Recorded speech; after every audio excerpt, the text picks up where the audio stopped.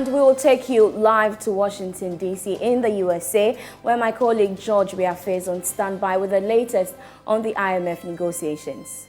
Now, the IMF is projecting that Ghana's debt-to-GDP ratio could reach worrying levels by the end of the year. In its fiscal monitor report, it projected the debt-to-GDP ratio reaching 90.7% by December 2022. Here's George Biafre with more. The projection by the IMF could mean that Ghana's debt-to-GDP ratio peaked at around 68% ending July this year, with the actual numbers at around 402 billion Ghana cedis could be going up further in the coming months. The IMF puts Ghana's end-of-year revenue to GDP at around 14.1%, a level that is described by some as not so good for a low-income country like Ghana, looking at the country's rising expenditure and debt levels as well. The IMF's projection is coming at a time that the World Bank in its Africa report is also looking at the debt-GDP ratio hitting 104% at the end of this year. But government has maintained that with the economy still projected to recover strongly and measures being undertaken to reduce the debt levels, the country wouldn't reach those crisis levels at the end of this year. The World Bank and the IMF are currently carrying out a debt sustainability analysis on Ghana, a move that will give us a true state of Ghana's debt and whether we have moved from a high risk of debt distress to a debt distressed country. Now, IMF Managing Director Kristalina Georgieva has given the firm assurance of the fund's readiness to assist Ghana and other countries hit badly by the current global economic challenges. This is coming on the back of fresh warning from the IMF that the worst is yet to come in terms of the current challenges facing global markets. Speaking at a program on the sidelines of the annual IMF World Bank, Madame Georgieva noted that everything must be done to support countries that are struggling. Let's get on to the phone lines and speak to George Biafre for some update. George, thank you so much for your time. If you can hear me, why this commitment from the IMF? Basically, if these challenges are not addressed or dealt with at the country level, there could be a spillover to affect other countries. And that is why she emphasized the point that the fund is ready to assist any member that is going through problems. They have the financial muscle. So if any country out there is going through a problem or a challenge, turn to the fund for some support, and they are available. And that call or this challenge was also thrown to Ghana as well, because they believe that we are going through some challenges and the fund is ready to assist Ghana come out of this problem, and that we shouldn't hesitate to make the necessary submissions and requests to the fund, and the fund is willing to support us. Earlier on, the World Bank Group President also at a press briefing also made a similar challenge or threw out or made a similar call in terms of them also prepared to assist Ghana because of the current global challenges and the impact on the broader economy. And that is why they are ever committed to put in place the necessary programs to assist developing countries like Ghana. There was still this whole argument about whether the board or the World Bank is ready to lead some support again for another round of debt cancellation. But his argument was that discussions are still underway and it will be difficult in terms of whether the Paris Club or some developed countries are prepared also to offer some level or what they call debt cancellation to countries like Ghana.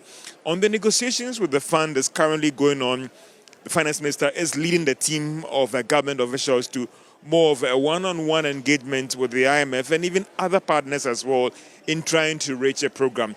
Now, one critical thing is the debt sustainability analysis that the IMF and the World Bank is currently putting together. Now, that report would actually determine whether Ghana could get a program, what kind of support that will come in. But again, engaging some officials behind the scenes, it is clear that the fund is ever committed and it's ever willing to assist Ghana with economic program to try and stabilize the economy. For the finance minister and the government team, they are optimistic that they are doing what they have to do to ensure that that program that they are looking forward to be concluded by November this year is actually achieved. From the IMF headquarters in Washington, D.C., this is George Biafre reporting for Joy Business. Now, away from that, head of research at IC Securities, Courage Buti, says there's a likelihood that the government may not meet its fiscal deficit target of 6.6% in relation to the size of the economy.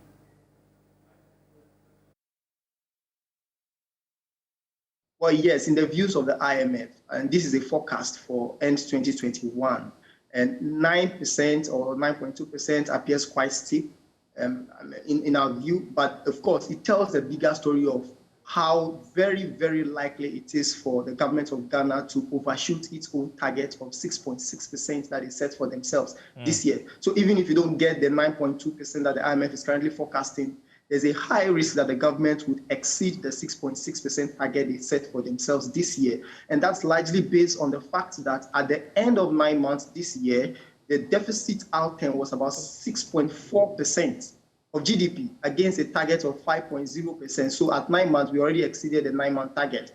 And for the rest of the year, 3 months to the end of the year, if you're going to hit that target, it's a tall order. And that means that there's a high risk of exceeding the government's 6.6% of GDP. As to whether we reach the IMF's 9.2%, it's a fingers crossed situation, but it tells you that there's a high risk of we exceeding the government's targets.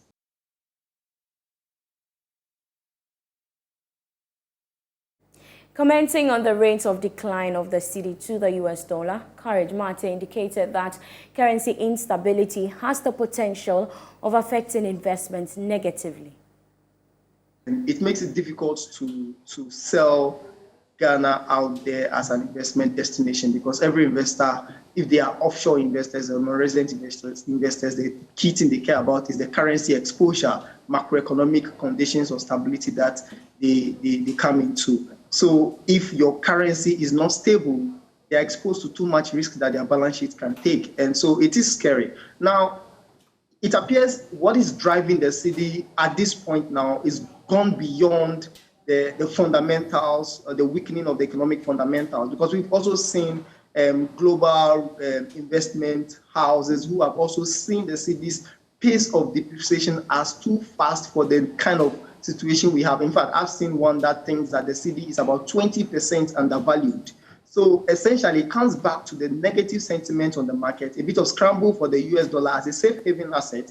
And that's also intensifying the pressure on the local currency, especially as there is no clarity on what government is doing with the fiscal situation. Now, typically, if I earn coupon on my government of Ghana bond holdings, or if I earn my salary, I reinvest part of it into government of Ghana securities. But now, because the clarity is not there around what will happen to investment in government of Ghana securities, given the talk of restructuring, investors are rather holding safe haven assets and seeing the dollar and other foreign currency as alternatives to cedi-denominated securities.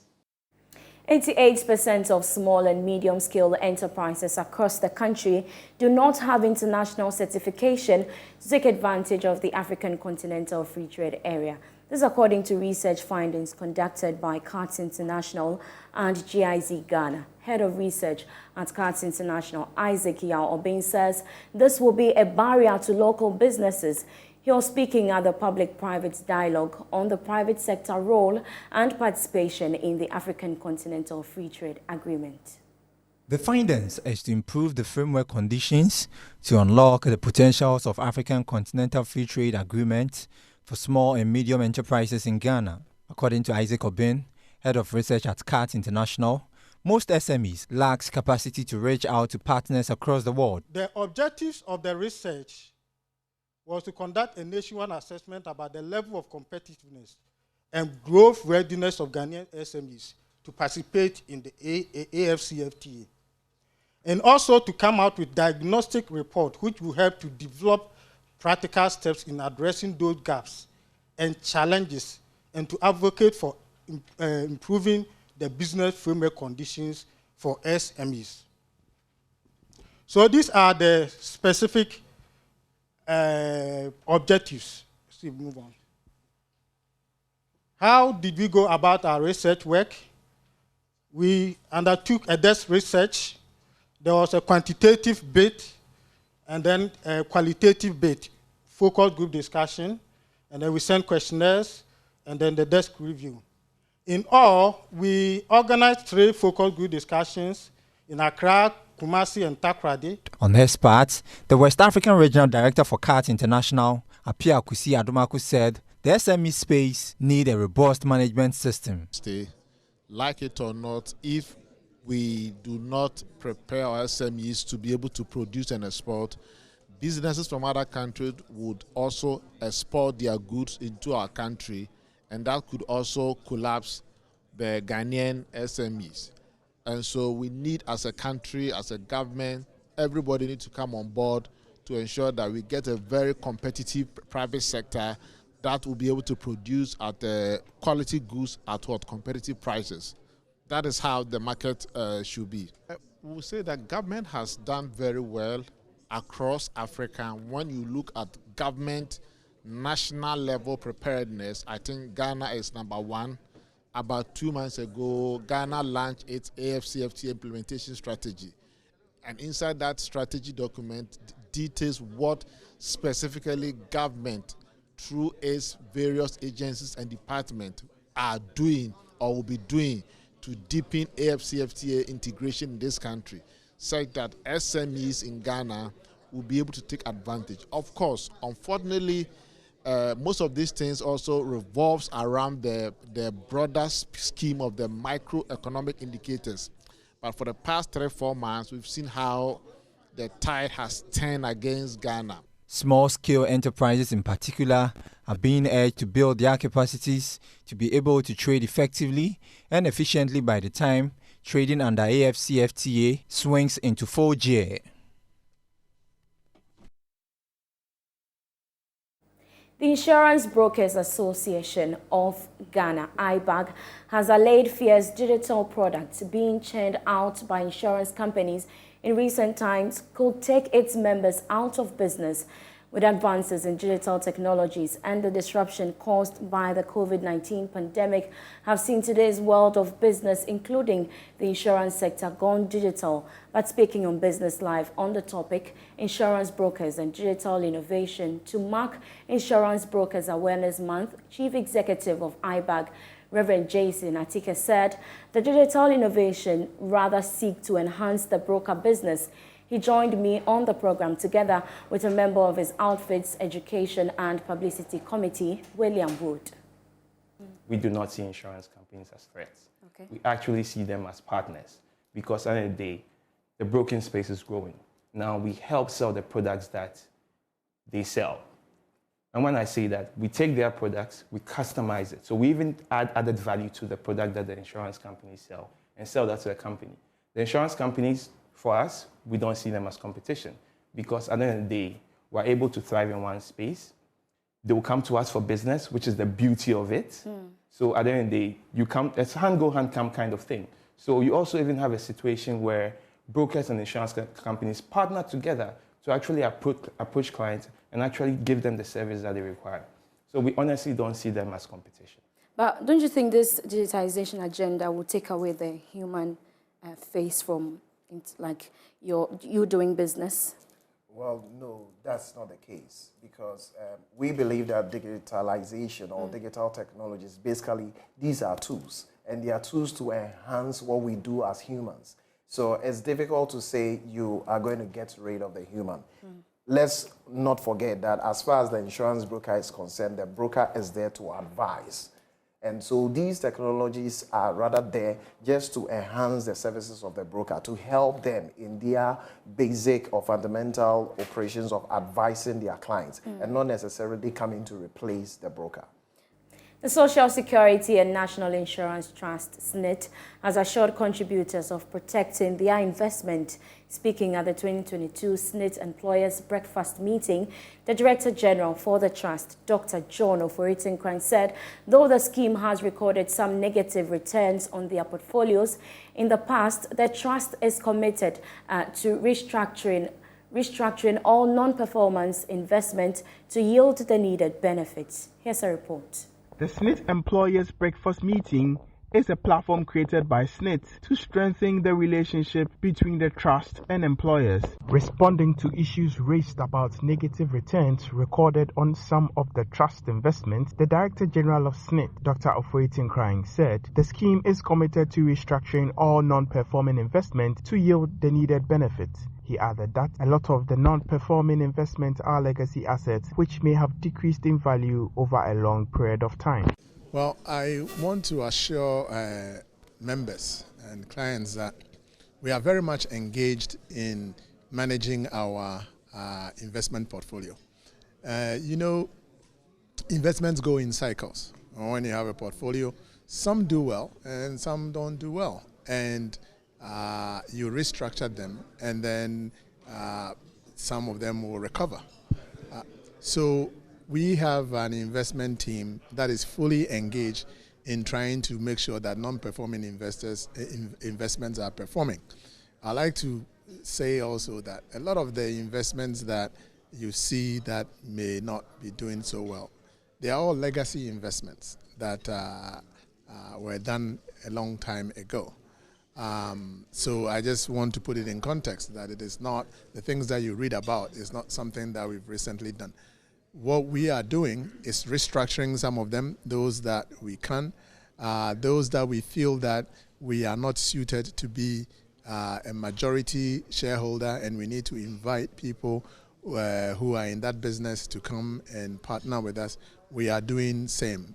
Speaking on the importance of engaging stakeholders, Dr. John Ofoetinkrang said such engagements deepen their understanding and explores ways to improve the operations of the scheme. This, he believes, enables the trust to improve the delivery of their service and enhance compliance. Stakeholder engagement like this is, for us, is very important because when the various stakeholders understand what we do and the value that we bring to them, because it's a money business, you always need to communicate value. When they do understand, then issues like compliance become easy because they will readily pay to make sure that their employees are protected. Participants who attended the forum lauded SSNIT for their effort to engage employers, but were quick to call for similar engagement with employees. So for me, it's been very good, and I know that the next one will be very, very engaging. I'm calling for similar engagement with the employees, who are key stakeholders. When we begin to address them, like we have addressed the employers, I believe the entire cycle would have been completed. The education tool should extend to a lot of boundaries because most of Ghanaians are lacking the SSNIT education. So there are some people that when you are doing the deduction, they will ask, since where are they taking my money to and all that kind of thing.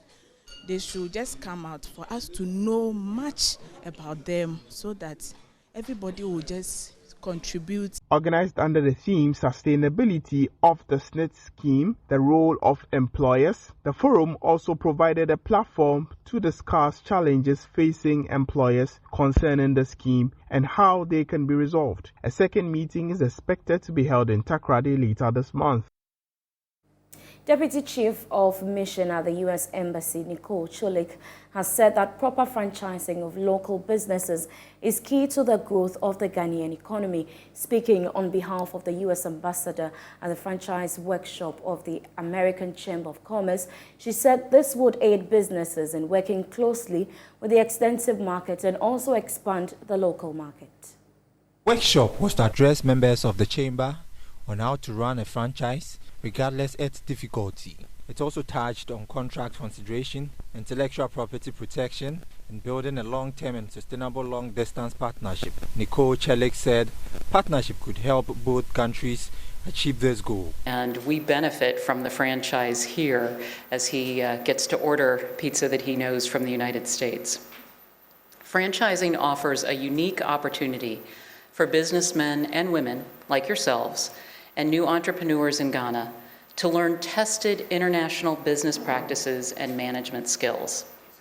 It allows you to work closely with a U.S. partner with extensive marketing, product development, logistics, financing, and other expertise. This training is a collaborative effort that includes my team at the U.S. Embassy, the American Chamber of Commerce, the U.S. Commerce's Department Global Franchising Team, and MSA Worldwide, which is a leading private sector advisor on international financing. So you're going to hear from a wealth of experts on how to do this and how to do it successfully. I would like to extend a special thanks to Kay Ainsley from MSA Worldwide, who will draw upon her decades of franchising experience to provide strong foundational training. Chairman for the American Chamber of Commerce Franchising Committee, Ashok Moinani, said knowledge on franchising is key to the manufacturing sector of the Ghanaian economy. The AmCham Franchisee Committee is at the heart of this proposal because it drives ongoing work on the enabler environment in franchising. Beyond the identification of qualified, trained local partners who would become franchisees, the AmCham Committee seeks to raise awareness, address finance and policy issues, as well as advice on potential bottlenecks, including supply chain issues. Let me share my experience with the other cap I wear, the franchisee cap. My family business historically has been in manufacturing sector for over 55 years in Ghana, primarily focusing on paper and plastics packaging. The most visible brand you'd be aware of from our portfolio would be the Polytanks brand of water storage tanks. The franchiser provides to the franchisee not just its trade name, products and services, but an entire system for operating business. Oil markets leader GOIL, as part of its corporate social responsibility, has donated 2 vehicles to the Ghana Prison Service. The vehicles include a tractor and a Toyota Hilux pickup. According to the group CEO and managing director of GOIL, Kwame Osei-Prempeh, the kind gesture seeks to support the food production needs of the service. I believe personally, indeed when I was Deputy Attorney General, I led a team. We were trying to negotiate prison reforms. And so anytime I pass through where your farms are, among from in Kumasi, I feel happy because I believe that that's better than the overcrowded prisons that we have in this country. So GOIL decided to open our doors to you. That's why we decided to present this massification tractor for the farms and a pickup so that you can manage the farms. So we in GOIL believe that we are doing our duty to our nation. Every Ghanaian counts, whether it's in prison or anywhere, he counts. They are also Ghanaians. Meanwhile, the Director General of Prisons, Isaac Ejuri, expressed optimism the donation from GOIL will help his outfit achieve its food production target of 40%. Assure you that it will help us accomplish our targeted goals. In fact, for next year, our target is to increase from 30% to 40% our contribution to feeding the inmates of the country. And we are so much glad that you have given us this gift. As the MC said, GOIL has been our environmental partners for long. Our fuel demands and other challenges, you have helped us to solve them. On top of all these, you have brought this wonderful gift. GOIL has made the difference for us.